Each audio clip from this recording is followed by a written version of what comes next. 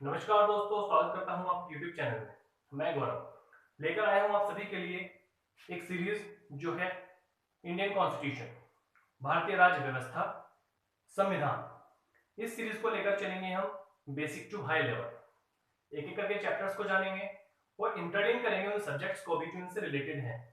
Polity कैसे history के साथ रिलेटेड है और कैसे ज्योग्राफी और सोशलिटी के साथ रिलेशन बनाती है, इन सभी चीज को हम एक एक करके जानना शुरू करेंगे। साथ साथ जानेंगे कि कैसे ये हमारा संविधान में जो नाम है राज्य व्यवस्था, इसका विकास कैसे हुआ, कैसे ये धीरे धीरे इतनी डेवलप हो गई कि हर देश ने अपने अपने संविधान को बना लिया। कहां से आई इसकी डेफिनेशन, आइए जानते हैं। शुरू करते हैं अपनी एक नई सीरीज। एक चीज और बता दूं कि जो हम सीरीज स्टार्ट करेंगे, ये सीरीज रोज आएगी, डेली चलेगी, लेकिन संडे में हमारा डाउट सेशन होगा और साथ में एक छोटा सा टेस्ट भी किया करेंगे, जिससे हमें आने वाले जो प्रीवियस ईयर जो आने वाले एग्जाम्स हैं उनके क्वेश्चंस का डाउट क्लियर होता चले। एक एक करके जानेंगे, बहुत अच्छे से चीजों को समझेंगे कि कैसे संविधान को पढ़ा जाता है और कैसे इसकी समझ बढ़ाई जाती है। तो आइए शुरू करते हैं।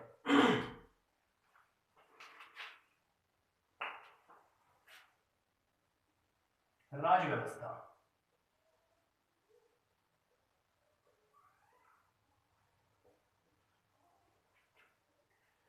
दोस्तों, राज्य व्यवस्था को एकदम से डेवलप हुआ सब्जेक्ट नहीं है, ये बहुत पुराना सब्जेक्ट है, बहुत पुराना विषय है, जो अब इतना डेवलप हो चुका है कि इसके बिना कोई भी देश प्रगति नहीं कर सकता। क्यों? क्योंकि इस व्यवस्था के कारण ही हमारे पास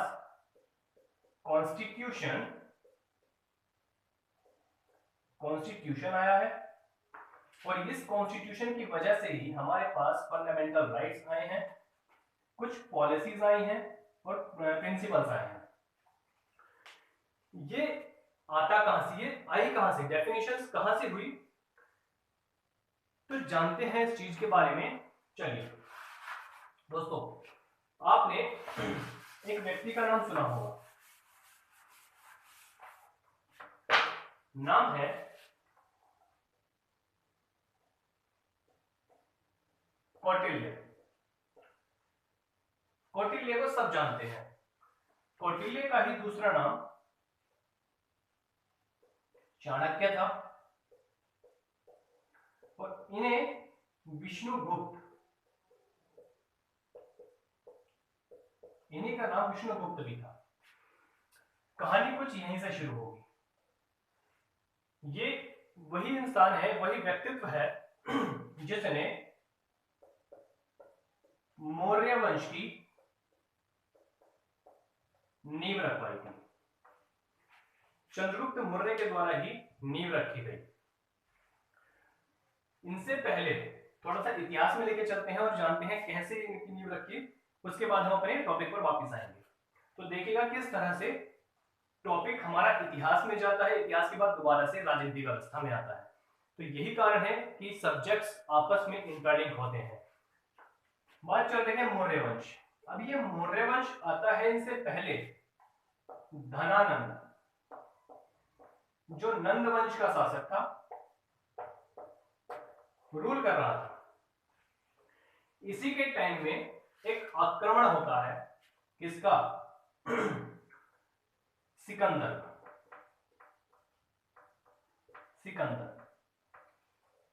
देखिए कहां कहां से जोड़ेंगे अभी देखते चलिएगा। धनानंद के टाइम में सिकंदर का आक्रमण, खैर पहले धनानंद पे आते हैं। धनानंद के दरबार में ये चाणक्य रहते थे, इनसे इनका मनमुटाव हो जाता है और एक नए वंश की नींव रखवाते हैं जिसका नाम है मौर्य वंश। दोबारा से एक बार देखते हैं, सही से समझते हैं क्या कह रहा हूं मैं। कौटिल्य धनानंद के दरबार में थे, इनसे इनका मनमुटाव हो जाता है और धनानंद को ये हटा करके मौर्य वंश की नींव रखवा देते हैं। और मौर्य वंश का पहला शासक कौन था? चंद्रगुप्त मौर्य।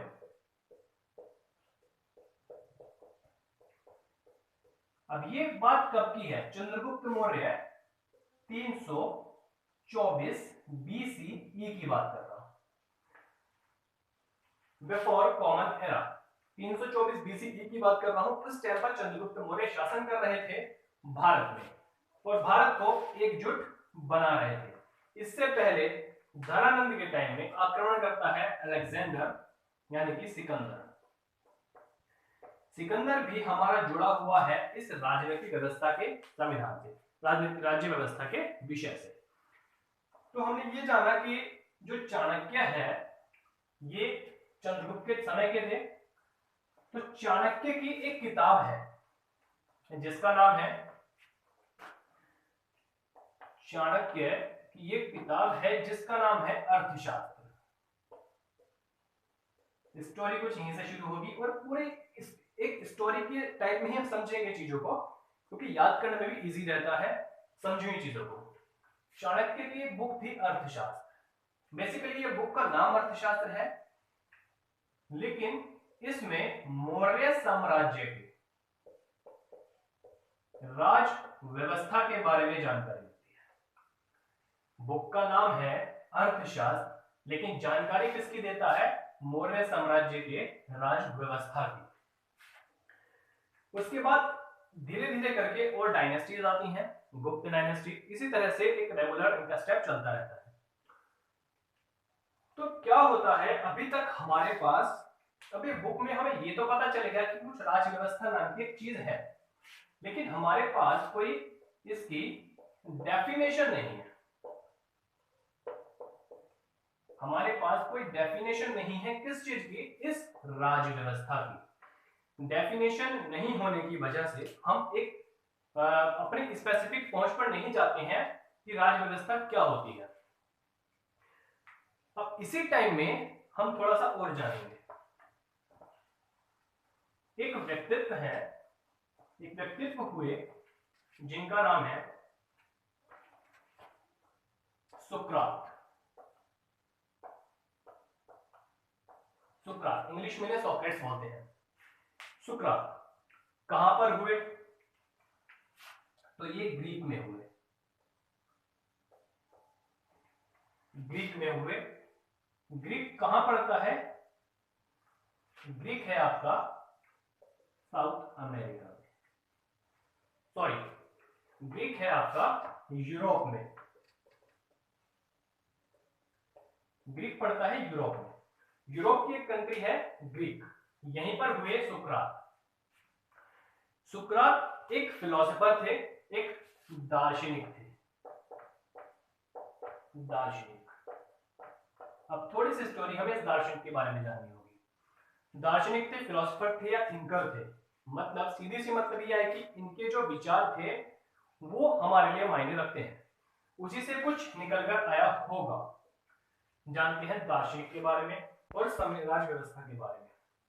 दोस्तों आप राज व्यवस्था को एक और नाम से भी जानते होंगे, राजनीति विज्ञान। देखिए दो चीजें मिल रही हैं। क्या? एक तो राजनीति, इनके साथ साथ विज्ञान। राजनीति के साथ जब विज्ञान मिल जाता है तो राजनीति विज्ञान बन जाता है। अभी समझ नहीं आता, समझ आएगा अब। देखो जब मैं राजनीति की बात करूं तो सीधी सी बात है, मैं दर्शन की बात कर रहा हूं। दर्शन यानी कि फिलॉसफी यानी कि थिंकिंग। दूसरी चीज, जब मैं विज्ञान की बात करूं तो यहां मैं कोई फिजिक्स केमिस्ट्री बायो की बात नहीं कर रहा हूं। फिजिक्स केमिस्ट्री बायो की बात मैं नहीं कर रहा हूं, मैं यहां साइंस की बात कर रहा हूं, एविडेंस की। एविडेंस की या फिर प्रूफ की। कहने का मतलब सिर्फ इतना है कि जब दर्शन के साथ एविडेंस मिल जाए, प्रूफ मिल जाए, एविडेंस या प्रूफ कुछ भी मिल जाए तो हमारा वो साइंस पॉलिटिकल साइंस बन जाती है। दोबारा सुन लो, दर्शन यानी कि फिलॉसफी, फिलॉसफी के साथ जब एविडेंस मिल जाए या प्रूफ मिल जाए, दोनों एक ही चीज है, एविडेंस या प्रूफ मिल जाए तो हमारी पॉलिटिकल साइंस बन जाती है। तो इसी पॉलिटिकल साइंस में, इसी दर्शन में हमारे पास एक व्यक्तित्व आते हैं जिनका नाम है सुकरात। नाम है सुकरात। सुकरात एक दार्शनिक थे और इसके बाद इनके ग्रीक में ही सुकरात थे और एक आते हैं प्लेटो। प्लेटो, ये प्लेटो कौन थे? प्लेटो थे इनके शिष्य, सुकरात के शिष्य हुए प्लेटो। प्लेटो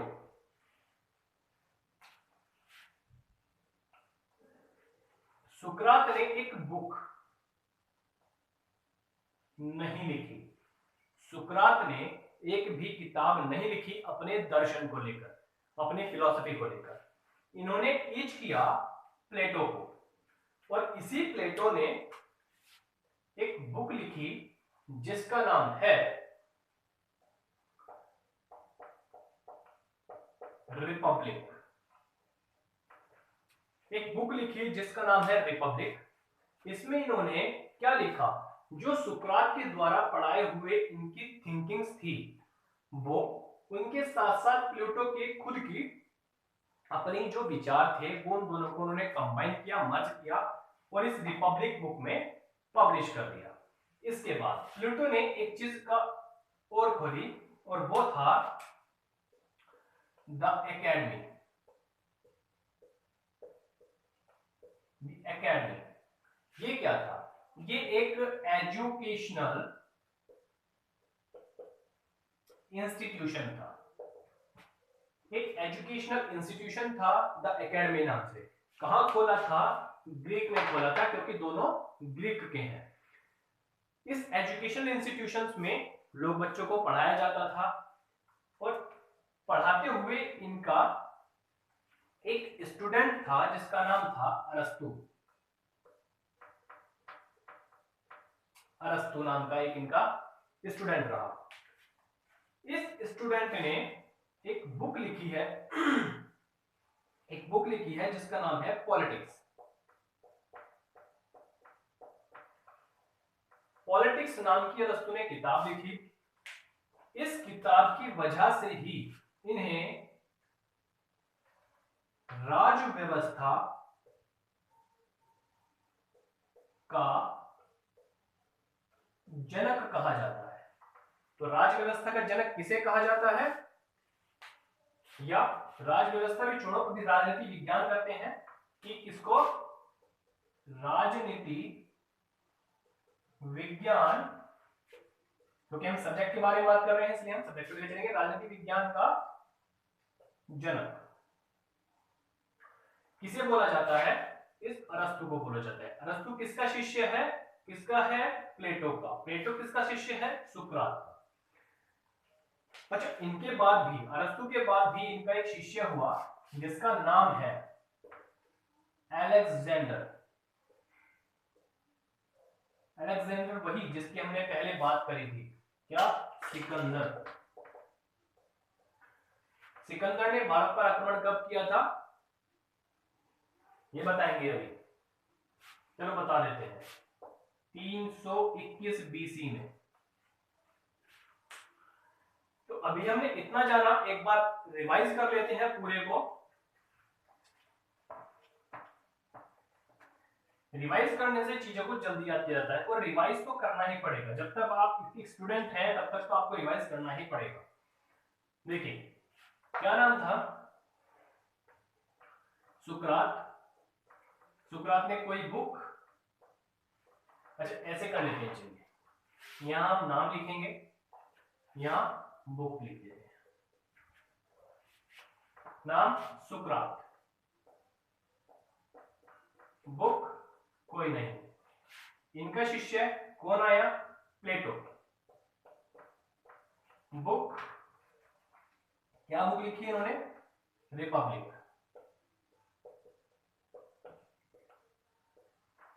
इनके शिष्य कौन आया? अरस्तु। अरस्तु ने क्या किया? अरस्तु ने बुक लिखी, इनके साथ साथ प्लेटो ने क्या लिखा था? एक इंस्टीट्यूट खोली थी द एकेडमी के नाम से,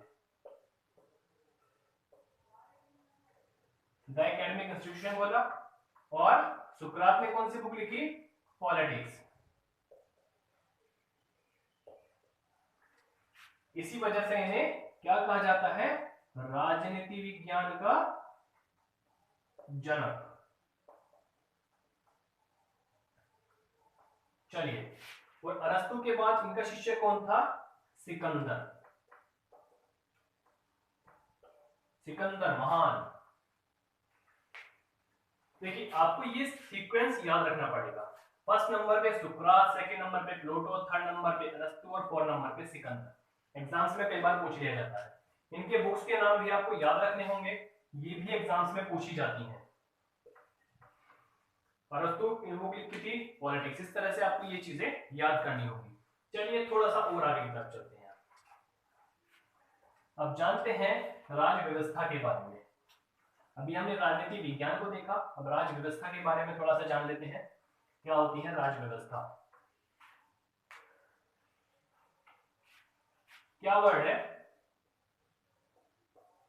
राज व्यवस्था। अगर आप इस वर्ड पर गौर करेंगे तो आपको पता चलेगा कि ये वर्ड दो वर्ड से मिलकर बना है और दोनों वर्ड ग्रीक हैं। हिंदी में बात कर लेते हैं, ठीक है? दोनों वर्ड कौन से हैं? ग्रीक में आते हैं। तो दो वर्ड किससे बन के बने हैं? राज व्यवस्था से। हिंदी में पढ़ेंगे तो क्या है? राज्य, और यहां व्यवस्था। अब राज्य क्या होता है? आप लोगों को बहुत अच्छे से पता है राज्य क्या होता है, लेकिन फिर भी मैं थोड़ा सा डिस्क्राइब कर देता हूं कि राज्य किसे कहते हैं। देखिए, राज्य कहा जाता है जिसके पास अपना भौगोलिक क्षेत्रफल होगा। नंबर 2, जिसके पास जनसंख्या होगी। नंबर 3, जिसके पास सरकार होगी। और नंबर 4, जिसके पास संप्रभुता होगी। तो राज्य किसे कहते हैं? राज्य उसे कहते हैं जिसके पास ये चारों चीज हो: भौगोलिक क्षेत्रफल, जनसंख्या, सरकार और संप्रभुता। चारों को एक एक करके डिफाइन कर लेते हैं। भौगोलिक क्षेत्रफल, जहां पर आप निवास करते हैं। आप देखिए, भारत को हम एग्जांपल लेकर चलेंगे। भारत के पास भौगोलिक क्षेत्रफल है? जी हाँ, भारत के पास अपना भौगोलिक क्षेत्रफल है। जनसंख्या भी हमारे पास है, हम लोग भारत में रहते हैं, तो हमसे मिलकर ही जनसंख्या बनी है। सरकार भी है, यहाँ सरकार भी है, तभी हम इसको राज्य बोलेंगे। अब आता है एक बात, संप्रभुता।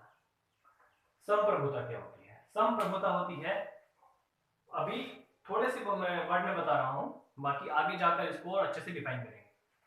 संप्रभुता होती है कि किसी बाह्य राज्य का या बाह्य व्यक्ति का हमारे ऊपर प्रभुत्व नहीं है। हम इंडिपेंडेंट है अपने डिसीजन खुद लेने में। हम खुद अपने डिसीजन ले सकते हैं, हम खुद अपने काम कर सकते हैं। जैसा भारत है, भारत के ऊपर किसी का जोर नहीं है, भारत डिसीजन खुद लेता है। तो ये होता है संप्रभुता। नेक्स्ट आता है व्यवस्था। व्यवस्था क्या होती है? सीधे सीधे एक वर्ड में डिफाइन करूं तो व्यवस्था होती है नियम। सीधी सी बात है, रूल। कौन से नियम?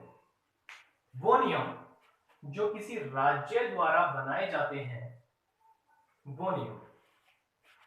राज्य में जब नियमों की व्यवस्था होगी तो उसे बोलते हैं हम राज्य व्यवस्था। दोबारा सुन लो, ये राज्य है जिसके पास ये सारी चीज होंगी। अब देखो, संप्रभुता होगी वो तभी व्यवस्था बना सकता है। अगर संप्रभुता नहीं है तो वो व्यवस्था बना ही नहीं सकता। तो व्यवस्था कौन बनाएगा? कोई बाहर का व्यक्ति बनाएगा, कोई बाहर का राज्य बनाएगा। इसलिए ये सारी चीजें होनी बहुत जरूरी है। और जनसंख्या नहीं है तो किसके लिए व्यवस्था बनेगी? कोई व्यवस्था को फॉलो करने वाला ही नहीं होगा, तो इसलिए ये भी जरूरी है। सरकार नहीं होगी तो व्यवस्था बनाएगा कौन, ये भी है। और क्षेत्रफल, जब क्षेत्रफल ही नहीं होगा तो इन सब चीजों का क्या फायदा। ठीक है, तो क्या कह देते हैं हम कि राज्य जब व्यवस्था बनाता है तो उसे ही बोलते हैं राज्य व्यवस्था। और व्यवस्था में होते हैं नियम। कौन से नियम, वो नियम जो हमें फॉलो करने पड़ते हैं, वो नियम जो हमें डेवलप करते हैं। कैसे, एक एग्जांपल लेते हैं आपकी फैमिली का। आपकी फैमिली में, आपके घरों में एक नियम बनते होंगे, कुछ नियम बना रखे होंगे कि आपको इतने बजे उठना है, इतने बजे पढ़ना है, ये काम करना है, और ऐसा नहीं करना है, घर में घुसना है तो क्या करना है, सुबह उठ के नहाना है, धोना है, ये सारे आपके नियम बने हुए हैं। सेम इसी तरह से नियम हमारे देश में भी है, हमारे देश में भी है। ठीक है, जिसे हम फॉलो करते हैं, और नहीं फॉलो करने पर कुछ पनिशमेंट मिलती है, वो भी आगे देखेंगे। क्या हुआ, क्या राज्य की जो व्यवस्था है, राज्य में जब व्यवस्था बनाने का अधिकार है तो उसे हम क्या बोलते हैं, राज्य व्यवस्था। इसी राज्य व्यवस्था से निकलकर आता है एक वर्ड जिसका नाम है पॉलिटी। देखो, पॉलिटी को जो बोलते हैं ना, चलिए थोड़ा सा और आगे जान लेते हैं। राज्य व्यवस्था हमने जाना,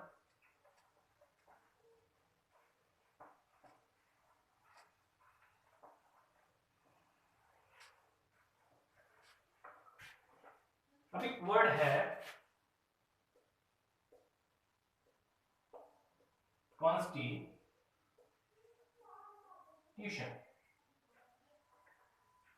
मतलब संविधान। कोई बड़ी चीज नहीं है, ठीक है ना, सिर्फ एक वर्ड है। अभी जब इसके रूल बनाएंगे तब ये बहुत इंपॉर्टेंट चीज हो जाती है। एक देश के लिए सबसे बड़ी चीज अगर कोई है तो वो है संविधान, वहां का कॉन्स्टिट्यूशन। संविधान दो तरह का होता है, लिखित और अलिखित। ठीक है, थोड़ी सी बात करते हैं लिखित और अलिखित। लिखित में कौन से आते हैं, वह कॉन्स्टिट्यूशन जो लिखित हो। लिखित के मतलब आपने जो भी रूल बनाए, आपकी संविधान सभा थी, उस संविधान सभा ने जो भी रूल बनाए हैं उन सभी को पॉइंट वाइज करके लिख दिया गया एक किताब में, और उसको बाइंड कर दी, पेपर्स पे लिखा, उसको बाइंड कर दिया, वो एक बुक बन जाती है। जब वो बुक बन गई तो वो लिखित कॉन्स्टिट्यूशन हो गया।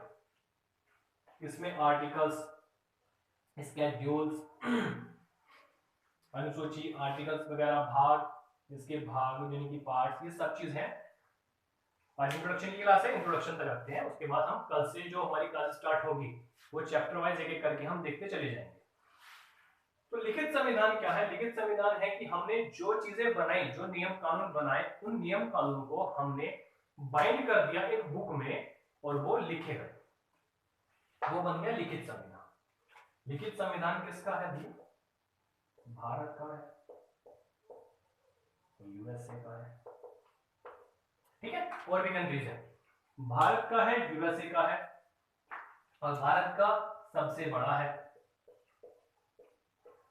कितने आर्टिकल्स हैं, चलिए आपको कमेंट्स में बताना पड़ेगा, बता देंगे बाद में, ठीक है। आप लोग हमें कमेंट्स करके बताएंगे कि भारत के संविधान में कितने भाग हैं, कितने भाग, अनुच्छेद व अनुसूचियां हैं। भारत के संविधान में कितने भाग, अनुच्छेद और अनुसूचियां हैं, यह हमें कमेंट्स करके बताएंगे। बात करते हैं अलिखित संविधान की। अलिखित संविधान वह संविधान होता है, देखिए लिखा हुआ तो ये भी है, ऐसा नहीं है कि लिखा हुआ नहीं है, कि बस अलिखित है तो भैया नियम बन गए, ठीक है, याद कर लो अपने आप से, सबको वहां पे पार्लियामेंट में सबको याद करा जाएगा, जैसे बच्चों याद कराते हैं A for apple B for ball, ऐसा नहीं होता। होता क्या है, अलिखित संविधान में जिस तरह से हमारे यहाँ पर बुक थी, यहाँ कोई बुक नहीं मिलती। यहाँ पर क्या है, पेपर्स लिए, पेपर पे पॉइंट वाइज लिखा, और उन पेपर को बाइंड नहीं किया गया, उन पेपर को एज इट इज रख लिया गया, तो वही कहलाते हैं अलिखित। अलिखित का सबसे अच्छा एक उदाहरण हमारे पास है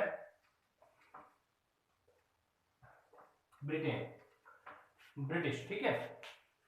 लिखित और अलिखित, हमने संविधान के दो पार्ट में देख लिए। अब इतना हो गया, तो आगे का थोड़ा देखते हैं क्या। तो हमने आज क्या क्या जाना, एक बार रिवाइज कर लेते हैं।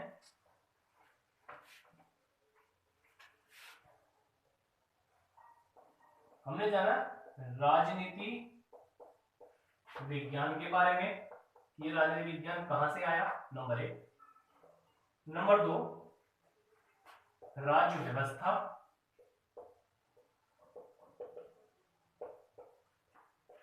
नंबर 3, क्या बना, संविधान। 3 चीजें हम आज इंट्रोडक्शन की क्लास में जाने, ये इसलिए कि हम थोड़ा सा रिलेशन बना लें अपना संविधान के साथ, यानी कि कॉन्स्टिट्यूशन यानी कि पॉलिटी के साथ। अब नोट करते हैं आज का होमवर्क। एक क्वेश्चन तो आपको कमेंट्स में करके वही बताना है कि कितने भाग हैं, अनुच्छेद हैं और कितनी अनुसूचियां हैं। नंबर 2, चाणक्य की किताब का नाम क्या है। नंबर 3,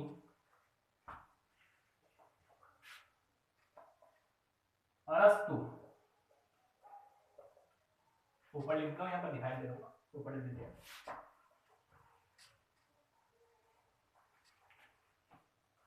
नंबर 3 है अरस्तु के शिष्य का नाम और उसने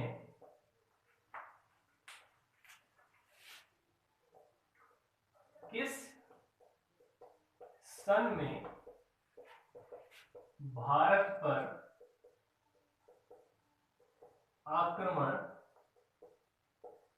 किया। नंबर 2। नंबर 4,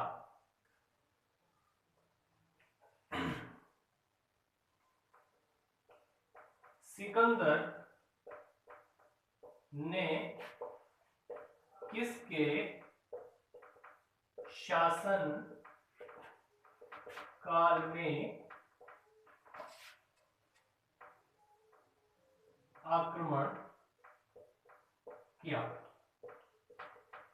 यहाँ पे 4 क्वेश्चन, एक लास्ट क्वेश्चन है,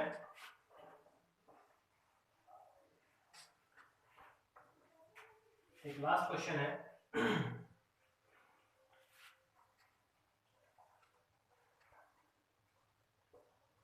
सबसे पुराना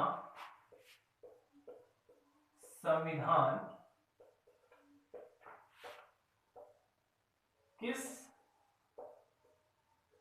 देश का है। तो ये आपका होमवर्क है, इसके आंसर आपको कमेंट्स बॉक्स में बताने होंगे। कमेंट्स बॉक्स में इसका आंसर कीजिएगा। वीडियो अच्छी लगी हो तो लाइक कीजिएगा, शेयर कीजिएगा और चैनल को सब्सक्राइब कीजिएगा, ताकि आने वाली जितनी भी वीडियोस हैं उनका नोटिफिकेशन आपको मिले और आप अपनी तैयारी को एक बहुत अच्छी गति दे पाए, ताकि जो भी एग्जाम्स आए सामने उसको आप क्रैक कर जाए।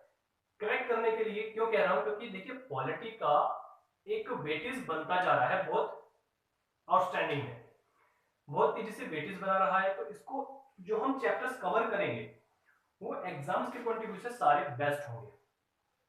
इसी तरह से मैं आपको फैक्ट्स बताता चलूंगा, होमवर्क दूंगा और हम संडे में जो आपके डाउट्स होंगे क्वेश्चंस को लेकर या स्टडी को लेकर वो हम क्लियर करेंगे संडे में। तो चलिए अब चलते हैं, आज के लिए इतना ही, कल फिर मिलते हैं, धन्यवाद।